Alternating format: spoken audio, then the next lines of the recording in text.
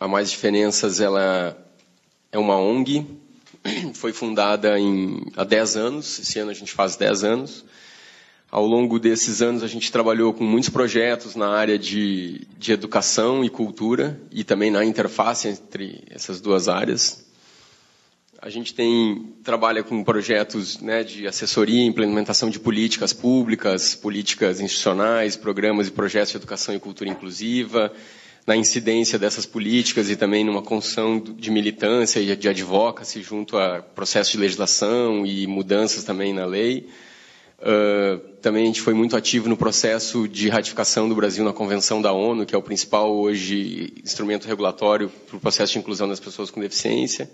A gente trabalha também na perspectiva de produção de conhecimento, tem um laboratório hoje que a gente chama Laboratório Mais Diferenças, que também faz uma série de pesquisas em parceria com algumas universidades e professores também. Então, tem o pessoal da Universidade de Barcelona, da Universidade de Leuven, na Bélgica, da Flaxo, no México, aqui do Rio também, e aqui em São Paulo também.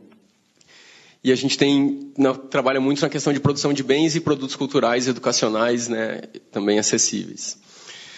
Vou falar um pouco rápido só sobre conceitos de deficiência, para a gente poder introduzir, e como hoje vem evoluindo esse processo. Então, a gente tem um conceito básico de deficiência, que ela é uma limitação funcional vezes a acessibilidade ou vezes o ambiente em que essa pessoa está inserida.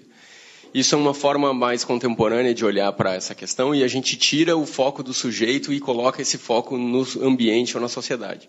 Então, na realidade, a deficiência é um fruto dessa limitação que o sujeito tem na relação com o ambiente ou com os espaços. Então, na medida em que ele encontra barreiras, ele se torna mais deficiente ou menos deficiente na medida em que a gente elimina essas barreiras.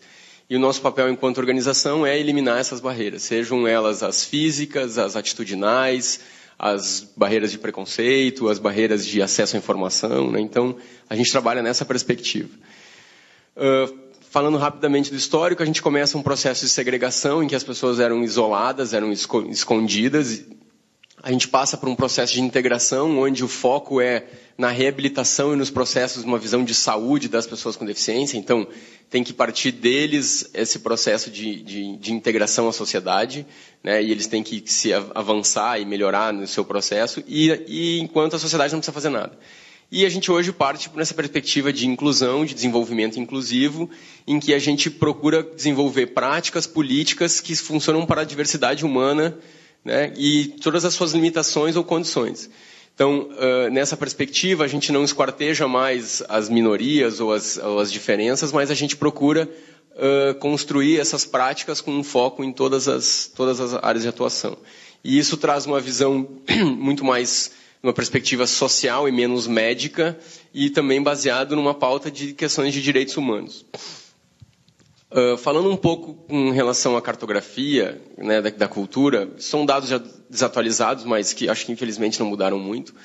Então, na realidade, a exclusão na cultura não é só das pessoas com deficiência, mas é de toda a população brasileira. Hoje, 13% dos brasileiros frequentam cinema pelo menos uma vez por ano.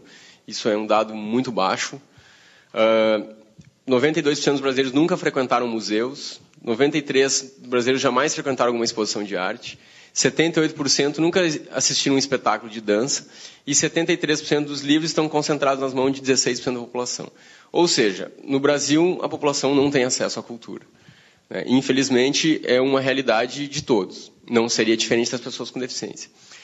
A questão é que, do ponto de vista das pessoas com deficiência, esses dados, primeiro, que não existem uma pesquisa, e segundo, que, de fato, eles não vão, porque os ambientes culturais, os bens e produtos culturais não estão acessíveis, não estão adaptados para as necessidades dessa população. E aí vem também uma outra oportunidade de a gente ampliar o acesso, também adequando essa realidade para esse público, né? Falando rápido de marco regulatório, eu trouxe aqui só um pequeno recorte da Convenção da ONU sobre os Direitos das Pessoas com Deficiência, no artigo 30, que fala sobre a participação na vida cultural em recreação, esporte e lazer. Existem outros artigos transversais, mas esse, do ponto de vista da cultura, é o mais importante. Então, Os Estados-partes reconhecem o direito das pessoas com deficiência de participar da vida cultural em igualdade de oportunidades com as demais pessoas e tomarão todas as medidas apropriadas para que as pessoas com deficiência possam ter acesso a bens culturais em formatos acessíveis, ter acesso a programas de televisão, cinema, teatro e outras atividades culturais em formatos acessíveis e ter acesso a locais que ofereçam serviços ou eventos culturais, tais como teatros, museus, cinemas, bibliotecas e pontos turísticos, bem como, tanto quanto possível, ter acesso a monumentos e locais de importância cultural nacional. Então, isso resume muito, do ponto de vista de legislação, que as pessoas com deficiência, por lei, a gente tem obrigatoriedade de dar esse acesso. Só trazendo uma questão, a Convenção do Brasil ela tem uma força de Constituição, porque foi votado em quórum qualificado no Congresso. Então, hoje, a partir disso, agora recentemente também saiu o Estatuto da Pessoa com Deficiência, que chamam também de Estatuto da Inclusão, que foi aprovado no Senado, deve ter 2 semanas. Isso também traz uma série de outras questões, do ponto de vista também da regulamentação dessa norma. Mas hoje, a gente percebe já um grande avanço, tanto na legislação, quanto iniciando também uma prática nesse sentido. Então, recentemente, destacando também na área da cultura, os projetos hoje de incentivo, eles demandam ações de acessibilidade, né? Antigamente, a Lei Rouanet falava acesso só de ingressos, né? Acesso de gratuidade, nesse sentido. Hoje, a palavra acessibilidade começa a ser incorporada também aos editais e a esse trabalho, então isso começa, de fato, a entrar dentro do processo. Recentemente, a gente destaca também um processo da Ancine.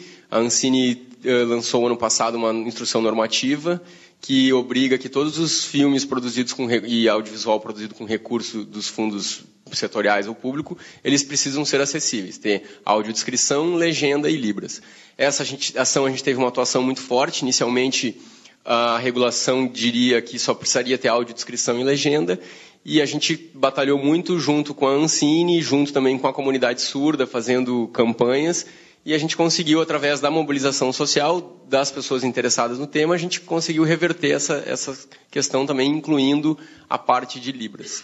E agora também tem uma instrução normativa que está aberta em consulta pública sobre a regulamentação dos espaços de cinema, das salas de cinema, que é uma grande questão também, que tem uma grande, né, conversa entre exibidores, entre a indústria, entre os distribuidores. É uma nova pauta hoje que tem surgido do ponto de vista de regulamentação também sobre essas questões. Aí sobre isso eu vou falar um pouco mais depois. Falando um pouco sobre políticas culturais inclusivas, então a gente tem um acesso praticamente inexistente da sociedade, né? Então, se a gente tem aqueles números para as pessoas que não têm nenhum tipo de deficiência, a gente pode imaginar como que é para quem tem deficiência. A gente tem uma necessidade de ações tanto na oferta como na demanda. Então, a gente hoje tem uma grande experiência em produzir uma série de espetáculos e atividades culturais e muitas vezes as pessoas com deficiência não vão, né? E isso é natural porque até então não se tem essa cultura. A gente precisa também trabalhar fortemente na formação desse público, não só de todo o público, mas principalmente também desse público com algum tipo de deficiência. E também porque não tem uma oferta, né? Tem uma oferta muito reduzida, ainda com foco muito no modelo especializado, de sessões especiais, de sessões restritas a um determinado horário, dia, situação, então que não garante essa oferta mais ampliada, né, de acesso à cultura. A gente tem uma necessidade de produção de conhecimento, experimentação e sistematização. Então, mesmo o Brasil hoje tem uma série de normas sendo discutidas do ponto de vista de como fazer. As normativas, elas são importantes para garantir uma qualidade mínima, mas muitas vezes elas também limitam o desenvolvimento e o avanço dessas linguagens enquanto uma ferramenta, mas são importantes, né, pelo menos para a gente garantir um mínimo e uma forma mínima como podem ser feitos. Eu gosto mais de pensar que não precisaria ter norma, que a gente pode ser mais livre e aberto, mas nem sempre todo mundo pensa assim também. A gente tem uma legislação existente ainda, mas pouco incorporada, ou aos poucos sendo incorporada, né? Tem uma necessidade de informação para os gestores e produtores culturais também. Então, muitas vezes as pessoas querem fazer uma ação mais inclusiva, mais acessível, mas também não sabem como, ou ainda são ações muito novas, ou ainda muito restrita, né? Com poucas experiências. Falando um pouco do sistema e de como a gente entende da questão da cultura inclusiva, então, a gente precisa garantir o acesso a bens e produtos culturais, mas a gente também precisa garantir a educação de público, porque sempre que a gente faz ações e não comparecem, a segunda sessão ou o segundo espetáculo, a companhia não vai fazer, porque diz, eu fiz, gastei um recurso, me envolvi e não veio ninguém, né? Então, a gente precisa manter também esse processo.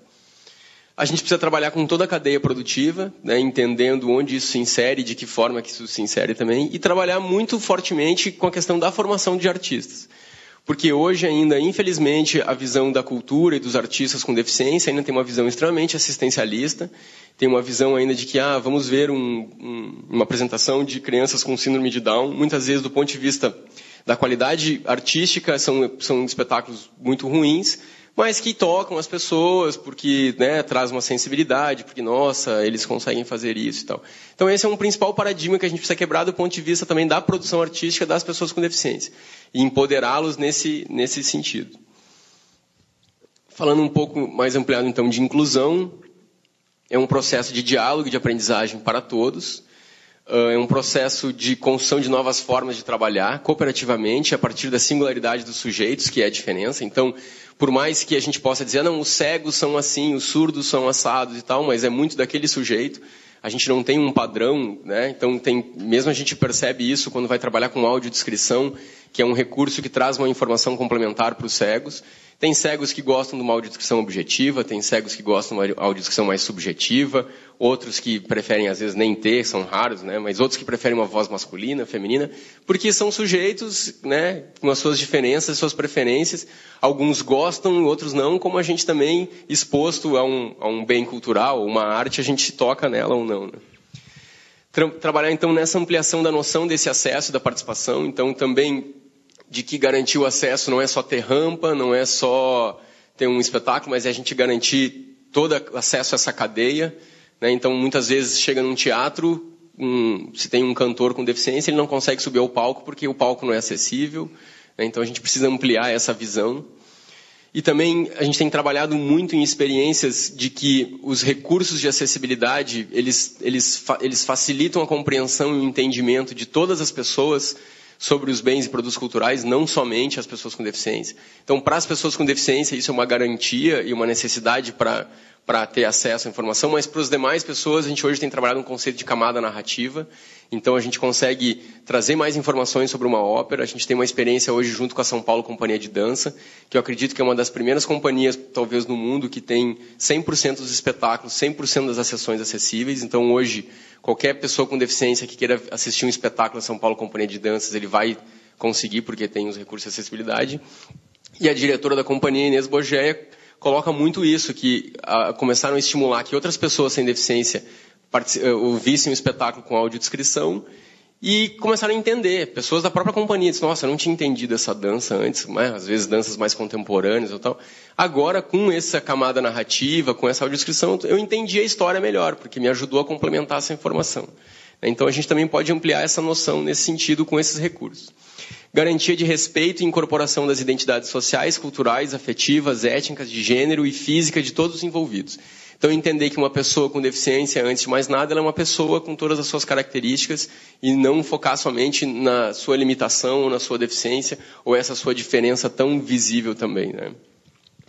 E trabalhar numa reconstituição do olhar para esses diversos possíveis. Então, na medida em que a gente começa a querer se botar numa perspectiva de experimentação, de entender como que um cego pode entender melhor uma peça de teatro, ou um filme, ou ter acesso a uma obra num museu, a gente começa também a se abrir para outras possibilidades, e começa a ter outras formas também de olhar a própria arte, no próprio sentido, de transformar isso também, né? O cinema, quando começou, não tinha som, então, para um cego, né, ele funcionava muito. Nossa, eu tenho 2 minutos.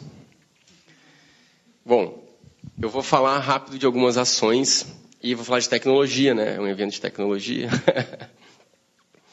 Bom, olha só. Uma outra iniciativa que a gente tem trabalhado bastante é com um aplicativo que chama WhatCine.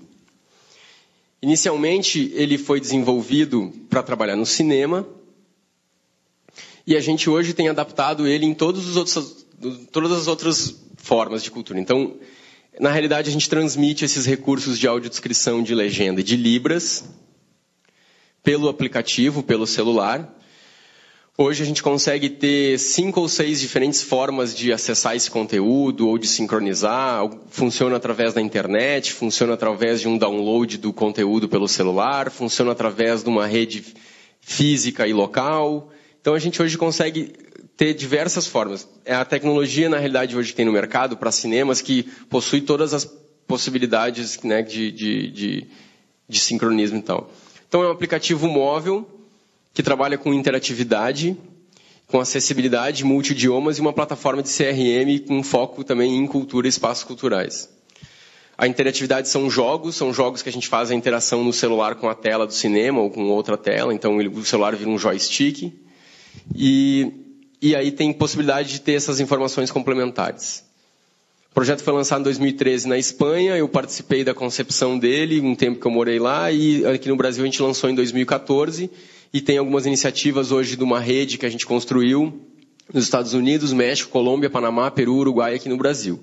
E aqui no Brasil a gente tem um papel estratégico também de distribuição e de desenvolvimento da tecnologia na América Latina. Falando do cenário, então a gente tem 11 milhões de pessoas que necessitam de algum recurso de acessibilidade por possuir algum tipo de deficiência. A gente estima que o cinema acessível pode incrementar em torno de 10% de pessoas que vão ao cinema, né?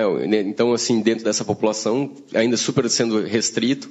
Então, teve um pouco dessa questão da instrução normativa e da consulta que eu falei para vocês. Isso aqui é um pouco como ele funciona. Tem um servidor local, um roteador que distribui o conteúdo.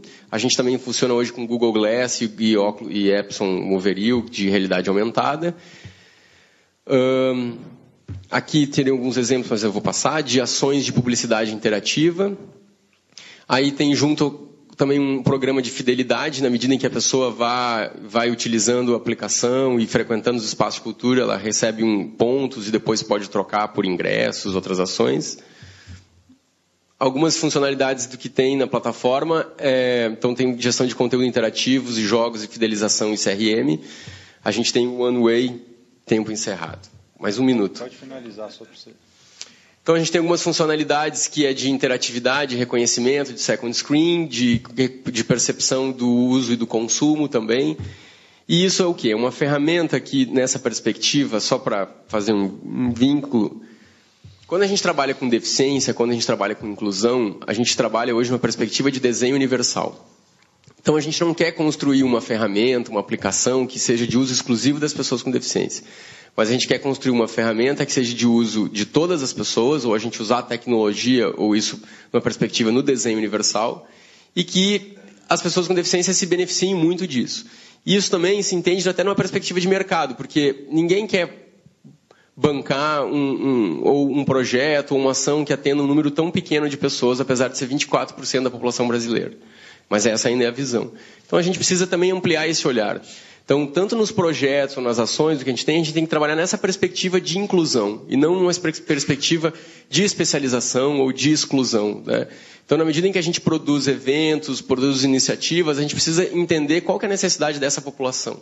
Quando a gente entender a necessidade deles e atender essa necessidade, a gente vai melhorar o acesso também para todas as pessoas e vai melhorar muito essa fruição também para os demais.